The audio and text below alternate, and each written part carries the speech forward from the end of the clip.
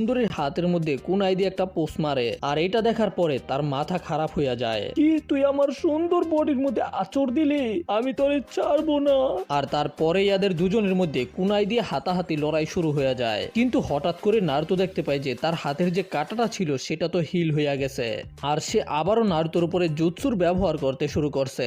আর তারপরে সে আবারও লাইটনিং জুৎসুর ব্যবহার করে নারুতোকে খুশি দিতে আসে। নারুতো তখন শ্যাডো ক্লোন জুৎসুর ব্যবহার করতে চায়, কিন্তু দেরি হয়ে যায়। আর এই লাইটনিং জুৎসুর কারণে নারুতো নড়তে চড়তে পারে না। আর এই মহিলার মনে হয় যে যদি সে নারুতোকে ধরে ফেলে তাহলে নারুতো ক্লোনও বানাইতে পারবে না, আর তার উপরে আক্রমণও করতে পারবো না। কিন্তু সে জানতো না যে নারুতো আগেই দুইটা ক্লোনকে লুকাই রাখছে, যেগুলো সরাসরি রাসিংগান দিয়ে তার উপরে আক্রমণ কইরা দেয়। আর আমরা দেখতে পাই যে এই রাসিংগান খাওয়ার পরে ওই সুন্দরী আবারও বুড়ি হয়ে যায়। নারুতো তো একেবারেই কনফিউজ, ভাই এখানে হইতাছে কি। কিন্তু এই বুড়ি তো একেবারে পাগলা পাগলা হয়ে গেছে। তুই এটা আমার সাথে কিভাবে করতে পারলি?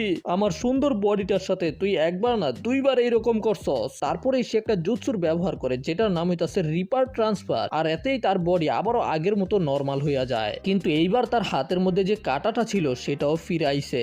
নারুতো প্রথম এটা নোটিস করতে পারে নাই, কিন্তু সে তখনই ওয়াটার স্টাইল জুৎসুর ব্যবহার করতে শুরু করে। নারুতো